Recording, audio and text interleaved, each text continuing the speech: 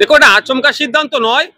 আমরা যদি দেখি লাস্ট শেষ 1931 সালের পরে পূর্ণাঙ্গভাবে জাতিভিত্তিক জনগণনা হয়নি। 2011 সালে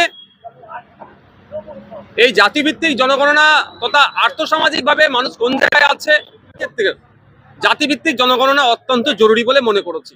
সেই জন্য পশ্চিমবাংলা সরকারের ভারপ্রাপ্ত মন্ত্রী মহাশয়ের কাছে আমি উল্লেখ পর্বে তাকে আবেদন রেখেছি যে অবিলম্বে জাতিভিত্তিক জনগণনা করা হোক।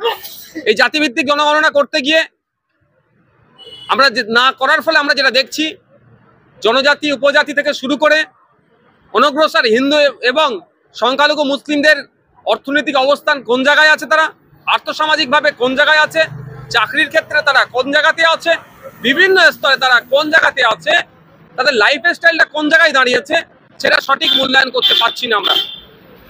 মন্ডল কমিশন 1980 সালের সাচার কমিশনের যে সমস্ত রিপোর্ট বা সুপারিশগুলো ছিল সবকটাই কিন্তু 1931 সালের এই জাতিভিত্তিক জনগণনাকে সামনে রেখে হয়ে উঠেছে।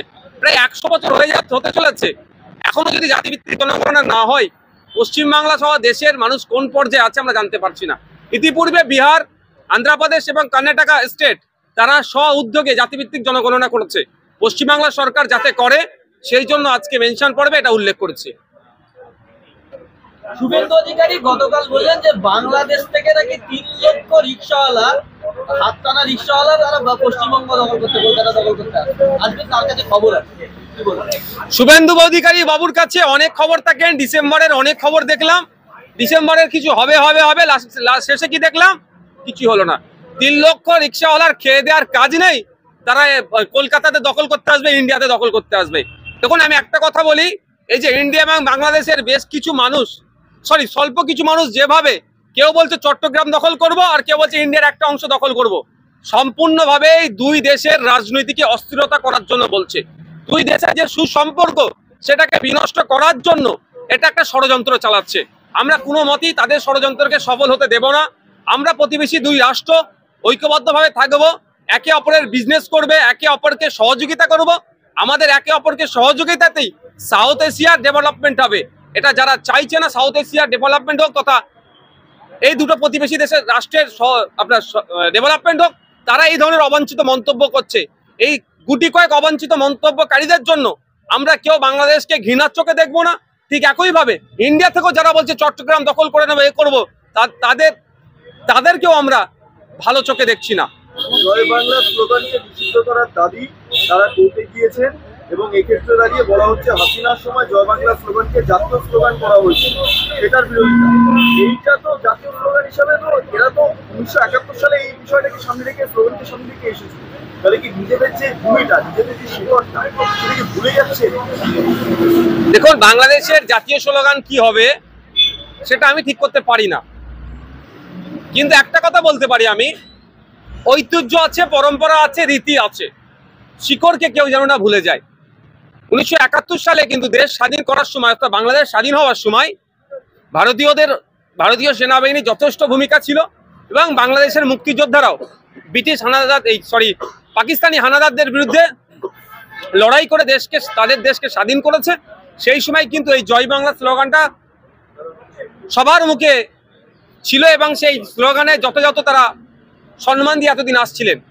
হাসিনা সরকারের পরাজয়ের পরে তাকে দেশ থেকে বিতাড়িত করার পরে যেভাবে এই স্লোগানকে নিষিদ্ধ করার জন্য কোটে যাচ্ছে তাদের সম্পূর্ণ দেশের অভ্যন্তরীণ ব্যাপার। তবে এতটুকুই বলতে পারি, রীতিনীতি যেগুলো আছে, যে ঐতিহ্যগুলো আছে, কোনোভাবেই সেটাকে মেটানো অনুচিত না। মানে বাংলাদেশের এই যে ঘটনা, এতে কোন দেশের গুপ্তচর সংস্থা হাত আছে? কারণ বিভিন্ন দেশে দেখা গিয়েছে যে একটা অস্থিরতা পরিস্থিতির ক্ষেত্রে একটা গুপ্তচর সংস্থা হাত থাকে। এক্ষেত্রে বারবার চীন এবং পাকিস্তানের প্রসঙ্গ উত্থাপিত হচ্ছে। মানে একটা তো রিপোর্ট স্বাভাবিকভাবে সবার কাছে থাকবে, যারা জনপ্রতিনিধি তাদের কাছে থাকবে, কারা করাচ্ছে? দেখুন, আমি রাজ্য সরকারের জনপ্রতিনিধির মধ্যেও পড়ছি না, কেন্দ্র সরকারের জনপ্রতিনিধির মধ্যেও পড়ছি না। যেখানে স্টেটের আইবি রিপোর্ট দেবে বা সেন্ট্রাল আইবি রিপোর্ট দেবে বা এনআইএ থেকে শুরু করে আমাদের আমাকে রিপোর্ট দেবে, তারপরেও বলবো, রিপোর্ট না থাকার পরেও আমি একটা কথা বলতে পারি, যেভাবে আমাদের দেশকে ক্রমশ এই মোদিজির আমলে কোণঠাসা হতে হচ্ছে, এই চীন এর অগ্রাসন, ভুটানের দিকে দেখুন, চীন তাদেরকে সহযোগিতা করছে। বাংলাদেশ কি জানি না চীনের মতো কোনো শক্তি সহযোগিতা করছে নাকি, যে যেভাবে একজন প্রাক্তন সেনাকর্তা বলে উঠলেন যে আমরা 4 দিনের মধ্যে কলকাতাকে দখল করে নেব। আমরা হাস্যকর হিসাবে জিনিসটা নিচ্ছি, কিন্তু এর পেছনে হয়তো বড় কোনো মদত থাকতে পারে। তবে আমি একটা কথা বলি, এই যেগুলো শুনছি কথাবার্তা, এই দেশে আমাদের দেশের এক্সটার্নাল অ্যাফেয়ার মিনিস্টার সম্পূর্ণরূপে ব্যর্থ। আমাদের দেশের প্রধানমন্ত্রী প্রতিবেশী রাষ্ট্রগুলোর সাথে কিভাবে সুসম্পর্ক রেখে চলতে হবে সেটাতে সম্পূর্ণরূপে ব্যর্থ আজকে প্রতিদিন আমাদেরকে শুনতে হচ্ছে। যে বাংলাদেশের সাথে আমাদের সুসম্পর্ক ছিল, সেই বাংলাদেশের নাগরিক আছে আমাদেরকে চোখ দেখাচ্ছে। সামান্য ভুটান একটা ছোট্ট দেশ, সেও বলছে নাকি তাদের জায়গা নাকি আমাদের দেশের মধ্যে আছে, ইন্ডিয়ার মধ্যে আছে। এগুলো কিন্তু আমাদের ভাবাচ্ছে।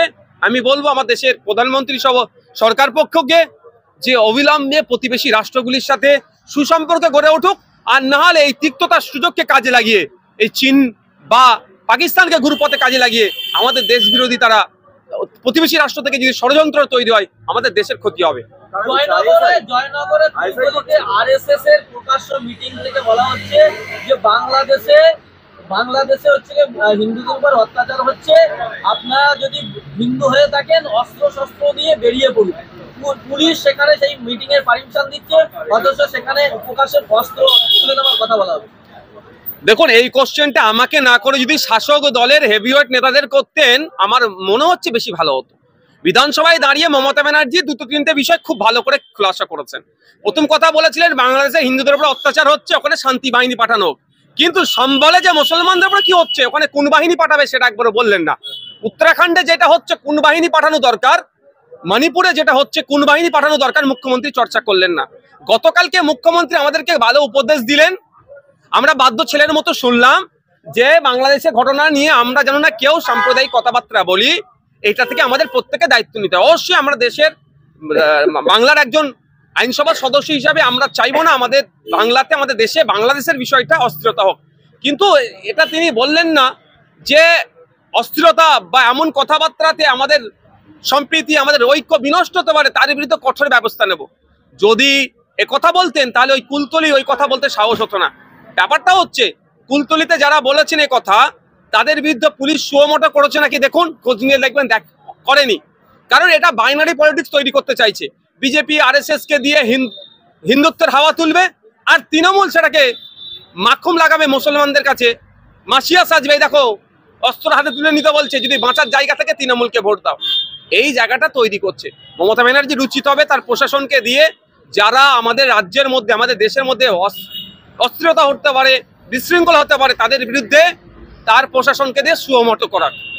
বলছি, মার্ক জুকারবার্গ যুক্তরাষ্ট্রের প্রসঙ্গ তিনি উত্থাপন করছেন। মার্কিন যুক্তরাষ্ট্রে একটা ষড়যন্ত্র আছে যুক্তরাষ্ট্রের ক্ষেত্রে, এবং পশ্চিমবঙ্গেও কি একটা যুক্তরাষ্ট্রে তৈরি চলছে? আর যদি সেটা হয়, আপনি যদি মনে করেন সেটা, তাহলে মমতা বন্দ্যোপাধ্যায় মুখ্যমন্ত্রী হিসেবে কি ভূমিকা থাকতে পারে? দেখুন, এ ধরনের ষড়যন্ত্র চলছে কি আমি বলতে পারবো না।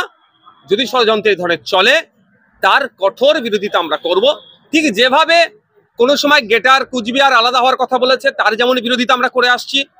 দার্জিলিংকে নিয়ে বাংলা ভাগের যারা পক্ষে কথা বলছিল, তাদের যেমন বিরোধিতা করে আসছি, ঠিক পশ্চিমবাংলার মধ্যে এই ধরনের কোনো অবৈধ শক্তি, অপশক্তি যদি মাথা চাড়া দেওয়ার চেষ্টা করে, আমরা তার বিরোধিতা করব।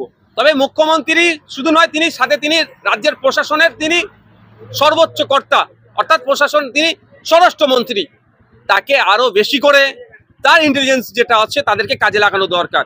কিন্তু দুর্ভাগ্যের বিষয়, যারা আইবি আছে বা বিভিন্ন দপ্তরে যারা আছেন, তাদেরকে দিয়ে তো বিরোধী দলে কে কোথায় করছে, আইএসএফ এর কোন নেতাটা কি করছে, তা কার নামে মিথ্যা কেস দিয়ে কোথায় অ্যারেস্ট করে রাখা যায়, সেই কাজে তাদেরকে বেশি ব্যবহার করছে।